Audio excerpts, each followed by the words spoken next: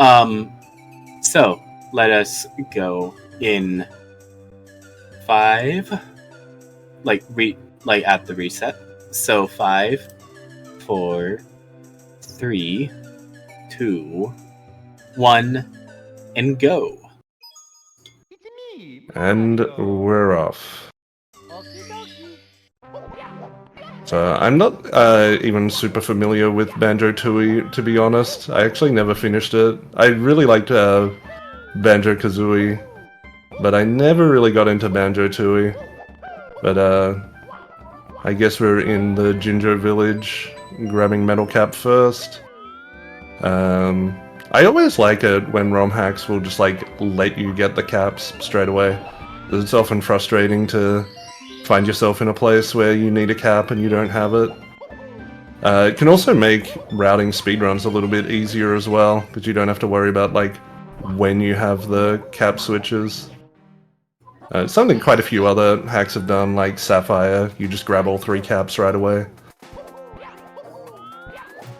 So yeah, making our way through here.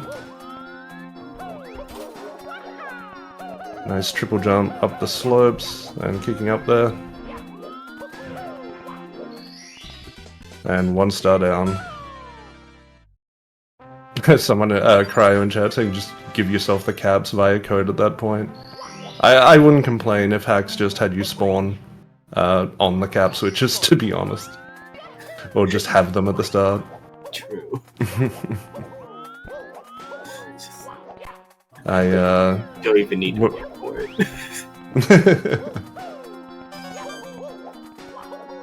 So yeah, I'm actually unsure. Does anyone in chat know, is this like ISC or Hundo? I'm not even sure how many stars this hack has. I believe according to... But I noticed we're grabbing... Oh yeah, it's Hundo. It's Hundo, okay. We're grabbing reds by themselves. I guess that means combining hundreds with something else? Or maybe hundreds don't exist. Well, would have been nice to check out a run before doing comms, but such is life. So, true. But yeah, I don't know, that did seem like a pretty fast star for reds. There's no hundreds, okay, that makes sense. Yeah. But yeah. Honestly, I feel like hundreds can feel kind of... I don't know, I have mixed feelings about not having hundreds in a hack. It definitely depends from hack to hack whether it's a good idea. But a little Vanish Cap run here. Oh, a little bit of a bonk. Shame there's no bob-ombs or something nearby to clip in. The creator clearly hates speedrunners.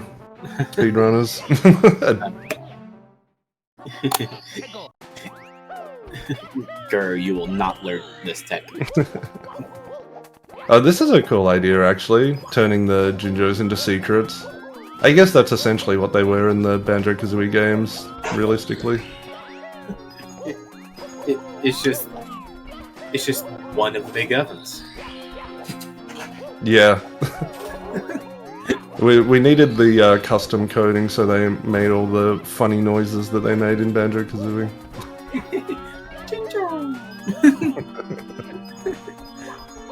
Oh, that was a bit of a scary ledge grab on the bridge. Scurdy.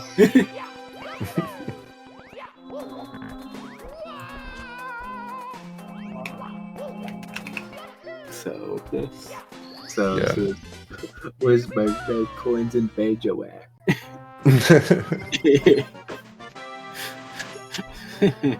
It's almost surprising that they didn't really take that. I guess I guess maybe the Jinjos are the red coins in Banjo-Kazooie and there are no secrets. Maybe I guess we had money in Banjo-Kazooie with the Mumbo tokens. I always found it weird that you didn't have to get all the tokens for 100%. Like, it didn't really track that in the screen totals. Yeah.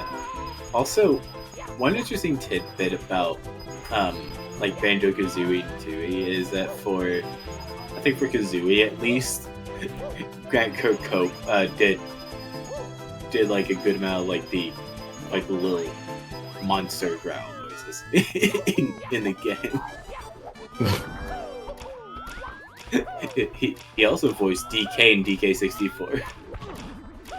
Oh, nice. It's always funny that... Ooh, missing some blue notes there. Unfortunate. Hopefully that's not too bad to back up. There does seem to be a decent amount of coins around the area. Yeah. So yeah, no problems there. So yeah, combining hundos with the Koopah race instead of reds. Which... I was about to say you almost always combine hundreds with reds in runs, but I guess that's not really that true. You probably do it more than 50% of the time. Yeah. Also, it's kind of funny how different people have, like, different, what was it? Like gaming professions, like composer, end up doing, like, some form of other sound stuff for a game. Yeah, I guess especially, like, back in those days, you just had less people in the project overall, so you just kind of had to. Yeah. Like with Grant Kirkhope for DK, he like funny story is that his voice is as natural timbre. His voice was like kind of high pitched, so they had to pitch it down in post because he couldn't go at like the real low one to do the okay type of like, stuff. You gotta do what you gotta do to make it work, I guess. Yeah, true. Gotta make do with what you have. Alright, looks like this time we're combining reds with hundos. Red's pretty spread out. Oh, and rescuing one Jinjo just to be nice. Presumably we're not getting all 5. It's just as a charitable thing.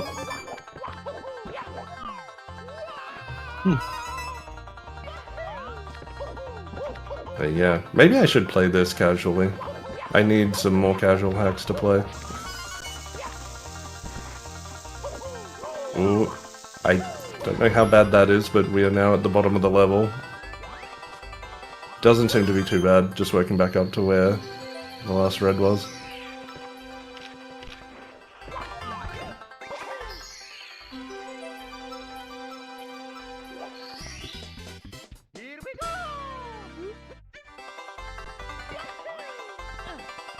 But yeah, I'm always a big fan in general of like these crossover style hacks. I always liked Ocarina of Time times SM64. I hope we see Banjo-Kazooie times SM64 with like all levels. I know that's something that Kay's started working on a while ago. But yeah, I mean, the levels are there.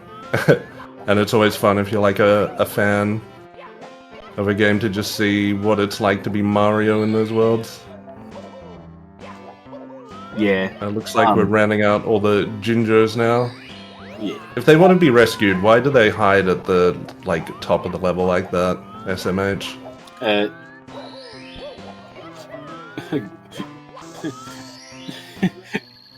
Grunty.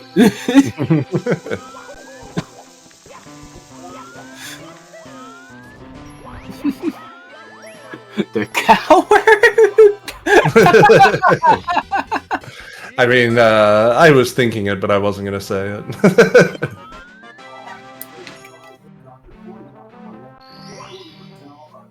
Yeah, the Jinjos aren't so tough until... Oh my god, I'm forgetting my Banjo-Kazooie lore. But can't they, like, power up and become super powerful at some point? Oh yeah. It turns into, like Super Jinjo or something like that. The Jinjonator? Am I going crazy? Oh yeah, the Jinjonator, yeah! That was... That was. But I guess they're not so tough until they can transform into that. Yeah, of which after becoming the Ginjonator, just absolutely wrecking grunty shit. Why didn't they just do that in the first place? Are they stupid? It's pretty much a plot hole as far as I'm concerned. Is it why would this person do that? Are they are they just Are they stupid? are they just morons or something?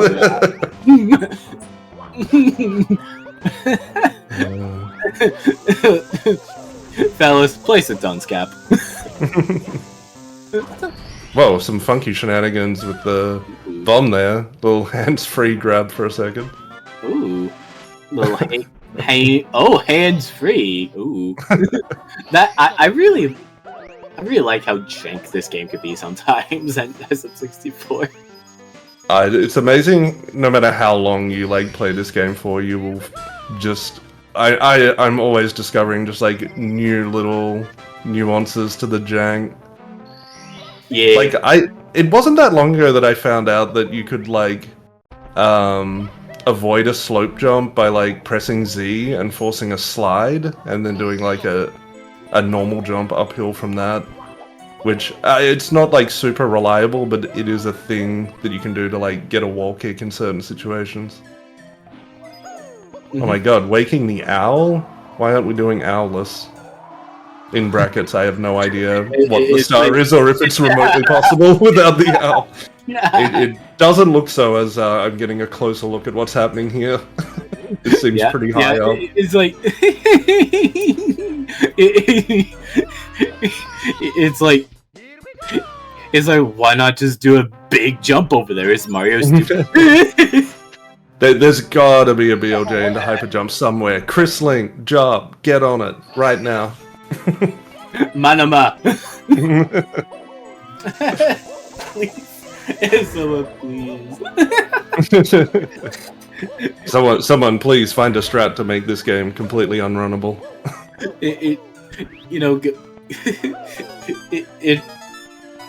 Make a stroop waffle, but without the waffle.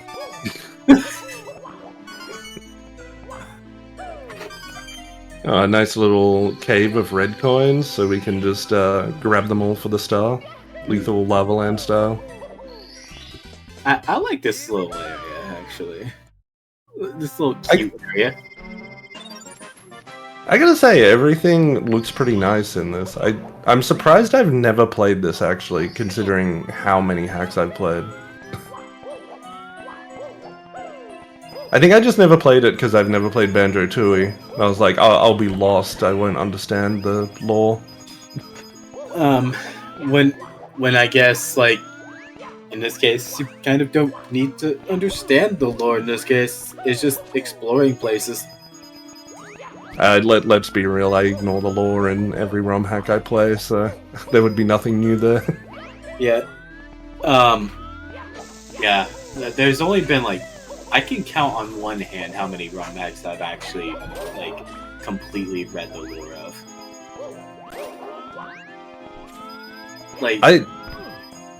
The Star Revenge hacks, I'm kinda curious what all the lore is, but I remember saying once, someone in the community should, actually just make, a video that explains the lore. Because, I'm not replaying every single hack and reading all the text to try and figure out the lore for myself. But it seems like there's a lot of stuff going on. Yeah, and I'm just sitting... And, I'm just sitting here looking at the actual game. I'm just sitting here looking at all the lore and, the timeline chart that Rodu put up. And I'm just like... What is this fanfiction.net shit? I do like that Brodude put out an order to play the games in for the lore. Yeah, a lot of effort. Also interesting to see hundreds paired with secrets. Secrets were very spread out here, so makes a lot of sense. And reds were very close together. Yeah. Alright, am I allowed to call them secrets, or should I say gingers? I think I said notes once and then said coins for the rest of the commentary. I actually just did not even notice. Oh boy, it's Witchy World. With the world of the witches. Oh.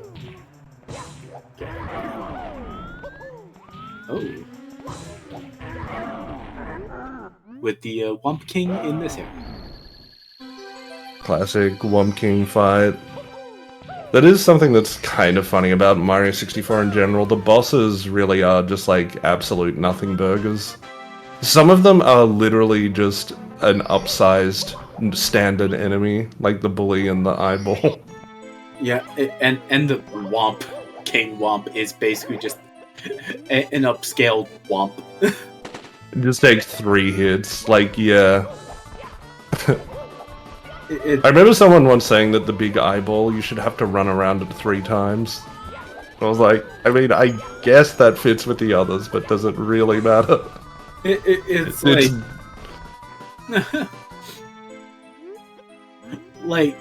it feels like the main difficulty in like the original game is just finding the big eye rather than fighting it.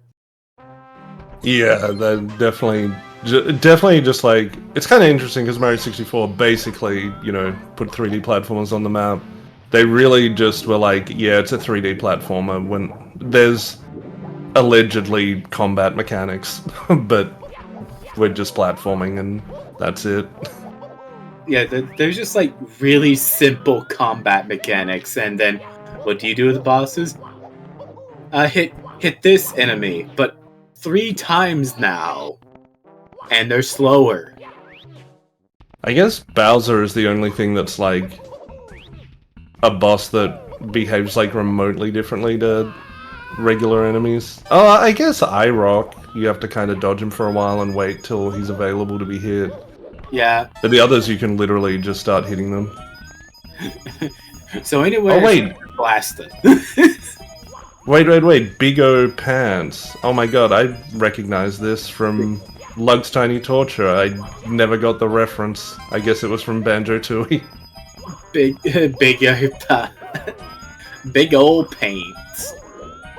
So British. Big O Pants. Yeah. I'm 99% sure Britain is like the only place where pants like means underwear for like, you know. Yeah. I just say trousers. Trousers. I just kind of brings me to a post that somebody ended up referring to, like, say that somebody's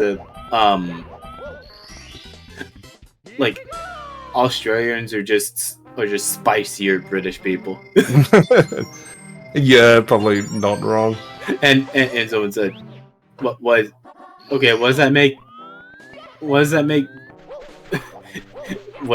British people? Just normal British people. And bland, like their food. Bland, yeah. And somebody else responded to the person saying, what does that make Americans? Cheesy stuffed British people. Oh wow, did you see the flying mechanics there are pretty wild in this game? That would be like an interesting custom code thing to do to try and reference Banjo-Kazooie, like maybe you have to use a coin every time you gain height. But yeah, flying in Banjo-Kazooie and stuff was always just like way simpler to gain height and stuff than Mario 64. So it was nice that was you know, a little bit different. God.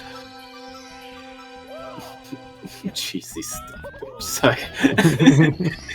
I'm like, you're not wrong, but at the same time. Oh god, I saw a thing recently, they were talking about how like British people and Australian people always have like the weirdest like names for stuff that just sound so silly.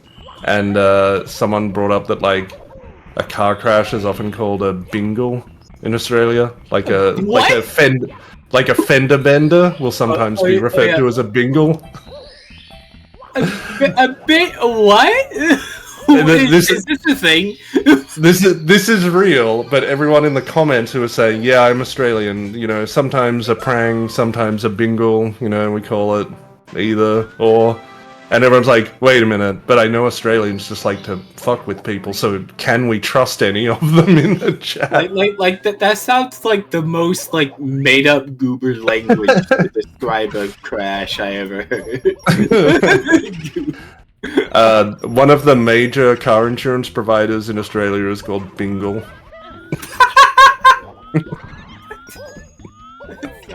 Fun fact. But just like, wow. God damn. Bingle? But now everyone chat is wondering if they can trust me, because maybe I made it all up, and it's just all part of my Australian larrikin behavior. Also, that was very cool there, the bomb getting a hit on the Big Boo. Got the classic mission where you kill 5 boos to bring the big lad over. Yeah, and one of the bombs is like, "Hey, I got you." It's a mutiny. The bombers just had enough of having to work with the boos. Yeah, having to work with the boos, so it's like, you know what? I'm a fire myself. He swears allegiance to the Bob-omb King and no one else. he was only in it because it had more dosh, but he realized, wait, I'm not being treated too well, and then just decided to take matters into his own hands. This looks like an awkward wall to get a wall kick on. Kind of got a lot of slope there to get a false ledge grab on. But we are indeed up here now. Scary little bridge to navigate. I'm sure that's a big time loss if you fall down there. Yeah, just a lot of land that you have to reclimb if you fall. Those are always the worst things in speedruns, because it's kind of like you're damned if you do, you're damned if you don't. Do you just like go all out and accept that every now and then you're gonna fall down? Or do you play it super safe or somewhere in the middle? It's always tough to make those decisions. The absolute worst is when you play it safe and then fall down anyway. That's the classic. Oh my god, that is... that is just actually, that feels bad, man. Like, a very chaotic Wriggler fight. We've got a lot of enemies hanging out here with Wriggler. He's got backup this time. He's serious. Didn't help him much though. But not serious enough. You know, still some semblance of a prank. Oh no, the Bowser Troops Revolutions gag.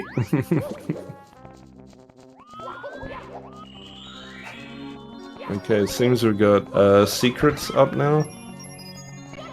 Yeah. So let's see. I think I went through Super Banjo-Kazooie 64, but not 2 64. But I played through I played through Banjo-Kazooie 64 a while ago.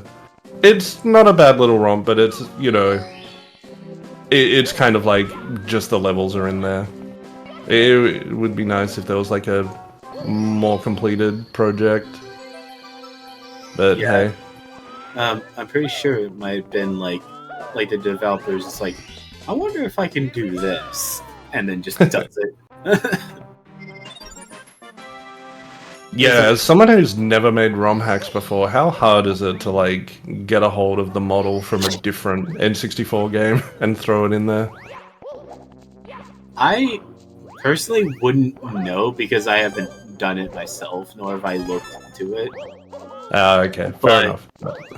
Like I've mainly just like made courses from. I just usually either made courses myself or just imported like models from other stuff due to like and that's about it, honestly. Fair. So I always wondered, like, do the SketchUp files or something, are they just somewhere for these games? Yeah.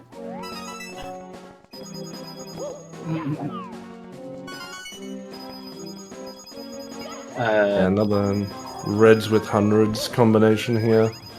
Is it just me or were the reds act specific? I feel like I didn't see them in the level before. Am I just losing my mind? This is so weird. This is weird, especially from recent games. Too many polygons, most of the times you have to rebuild. Oh. Oh, okay.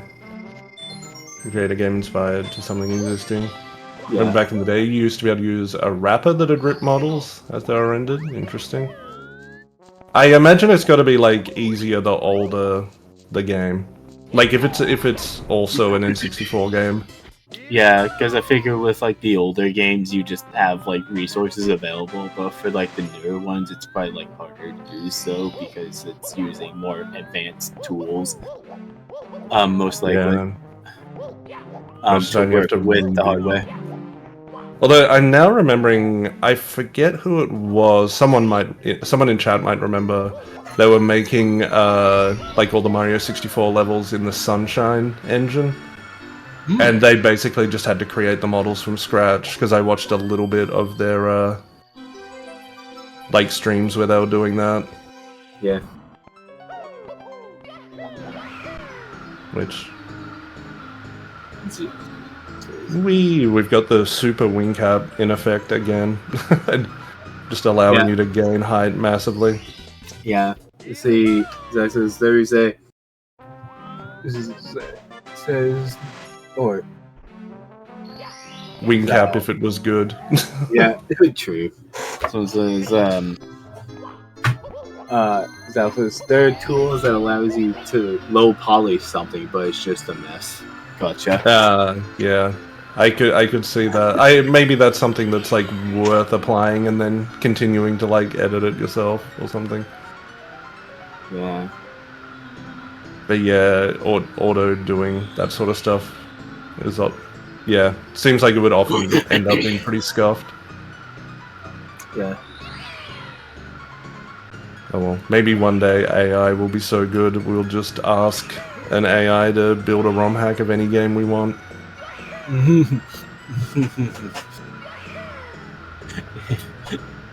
and then it just turn out the most like, and it would just turn out like the most cursed looking model with the worst UV mapping known to man. You're just like, oh no, the AI bot learned from Chaos Edition and Releasio. We're doomed. Oh no, it used those as models. No. Oh, we're fine. This is how Black Virus 2 will be created. True, Serium.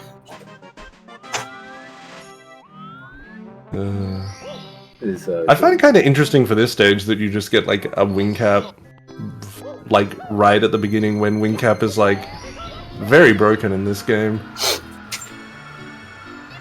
Yeah.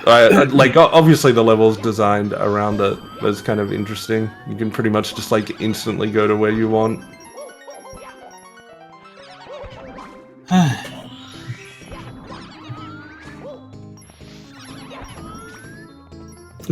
See? Oh my god, that's how Serium made music for his hacks. Kappa exposed. Serium's like, I never used AI for my music, bro. Get off me, Kappa.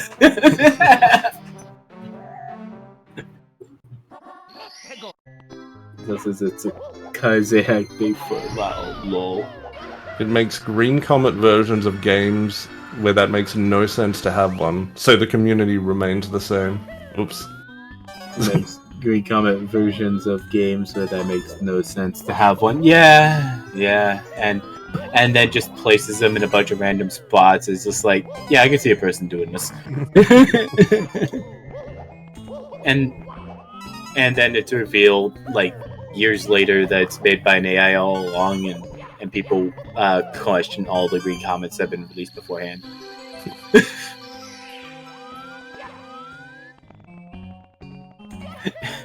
and before like the horrifying realization like of like some creators are like, wait, are we the AI? oh no. It's going to be harder and harder to prove you're not a bot on the internet. Yeah. Seriously. And Cabin buys a really serious message so I have something to fall back on when I get called off for being an asshole. Yeah. Fair. Wow, that safe is no match for Mario. They should probably invest in one that you can actually not punch through. Just an idea.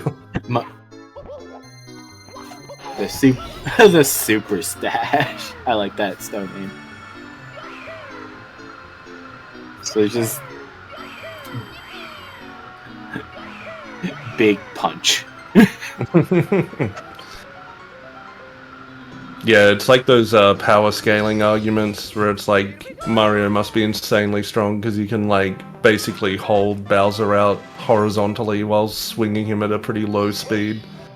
We've got more evidence for his insane strength because he can punch through a safe. A super safe, no less. Yeah. Mario versus Goku, who wins? Mario easy, he can go into parallel universes, that's how fast he is. As I'm saying that, that's probably something that happened in Dragon Ball Z anyway, I've never watched the show. Me after seeing a part of like one episode being like, yeah, this ain't for me.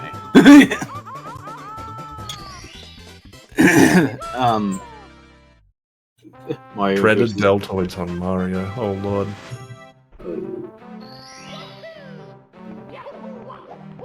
Mario no diff Saitama easily. Oh yeah, no diff Saitama easily. Oh, gotcha.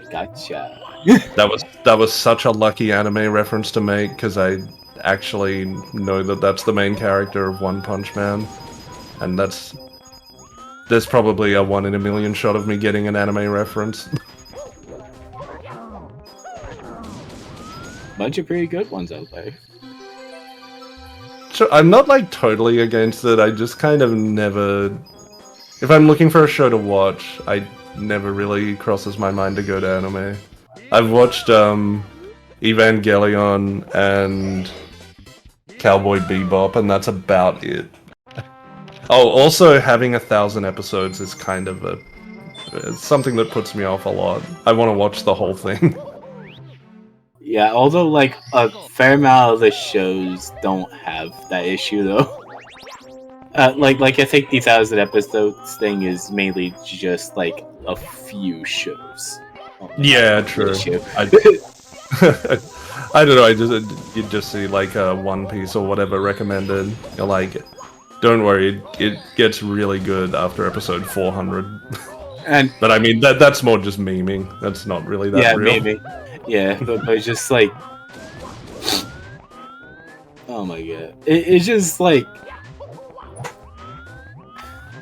I should get a little more into it, but at the same time, I'm just like I understand why some people wouldn't want to get into like something like One Piece because it's like for them it's like I'm not about to make it my life's mission to see if Luffy finally finds the fucking One Piece, right?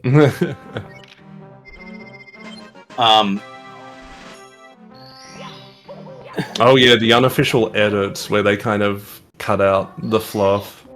That could be an interesting way to do it. Yeah, like that's something that I sort of did a while back for One Piece, but I was like, I figured it's a better thing for me personally to just view the episodes. But yeah, watch the edited version on 2 times speed. Oh yeah, it's big brain time. It's big brain time.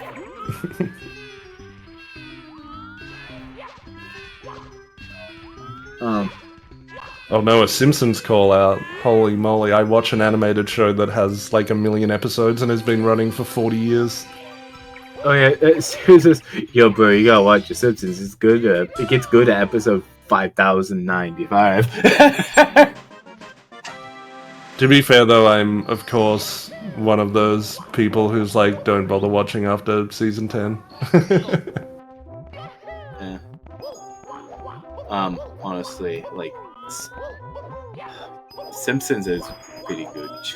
Actually, I've only saw like a few actual full-length episodes of it. Actually, like most of my interaction just is on just like residuals from being on from some of the stuff I saw online, as well as like some of the game stuff and Simpsons movie. Yeah, I mean, I was old enough that it was like actually like coming out on TV when it was still good, like, and it was new. I think that helps a lot. It's probably weird to try to go back. There's like so many like topical references. Like it references current events a lot and stuff. Like it's still good. It definitely holds up. But yeah, I wouldn't blame someone for not really wanting to watch every episode of The Simpsons. Yeah, it's just like a flavor of the week kind of show sometimes. Yeah, definitely. You can see George Bush Sr. get made fun of because Laura Bush tried to like get The Simpsons cancelled in the 90s. But Yeah. They did multiple episodes making fun of them. Yeah, and then George H.W. Bush even made like an address complaining about it a bit. The episode where George Bush Sr. moves across the street is like a top tier episode. Even if you don't know the context, it's just a great episode. Mm-hmm. Also, not gonna lie, Koopah's having some slick movement here. Yeah, this run in general seems very movement based, which is always kind of fun. It can be kind of tough when like a run just has like a lot of tricks that are just like their own thing, you know? Like you just have a ton of skips and whatever. Yeah. I like if I were to get into like full game at any point, I would like a pretty like movement heavy thing, because like there's some points where I like doing some tech, but like not where it's one of the main stars of the show. Yeah. It's also just like, I mean, that's obviously just the massive strong suit of Mario, is that the movement is just so good. So just getting to move the plumber for the whole run is very fun.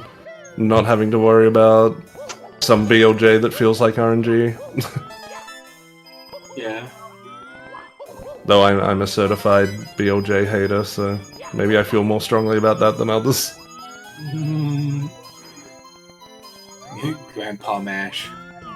Oh, I wish I could mash. Oh my god, my mash is so bad. It's a miracle that I ever did 0-star or 1-star in vanilla. Yeah, Like, and hopefully not blowing the top.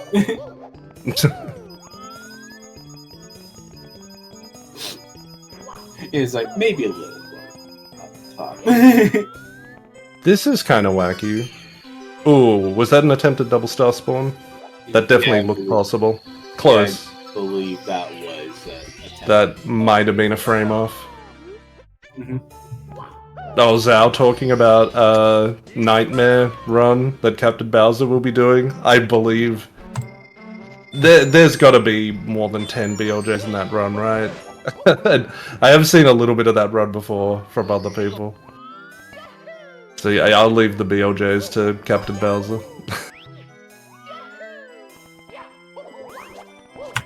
Yeah. Oh, 46 dies, alright. We appear to be hatching an egg. Let's go. Egg hatched. Mama's a dad to a... No, wow. Mario is... yeah, just just forget it. I'm so ruined. Mario's taken a little tumble off the cliff. Unfortunate. Not too big a deal though. Been a very clean run so far.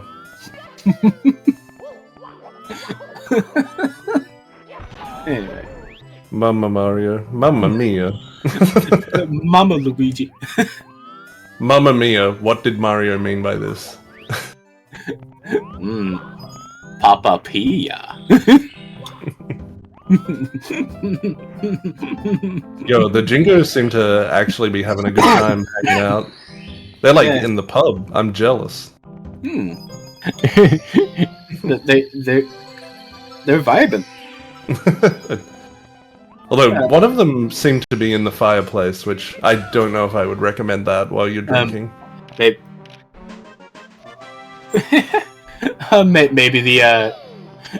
it's a warm day and they're just not using the fireplace. Good. Yeah, true.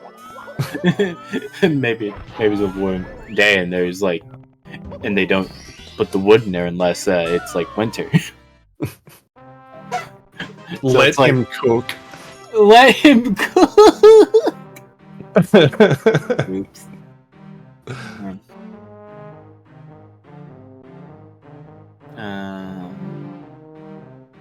All right. GG. Oh, I assume is that time? Oh, whoops. Yeah. Oh, yeah. Oh, yeah. Me timer. Yeah. 40. Well, oh, God, sorry. I was had a bit of a problem with the timer. I guess we were all waiting for a final boss fight or something, but it's grab all stars and the run is done. Yeah. GG Koopah, great job. I'm sorry I wasn't more familiar with the run to do better commentary. Yeah. It is what it is. It is what it is. Like, yeah. It was a good run. Yeah. And you showcased it well. But yeah, and now with the correct thing this time, because the last thing was wrong for some reason.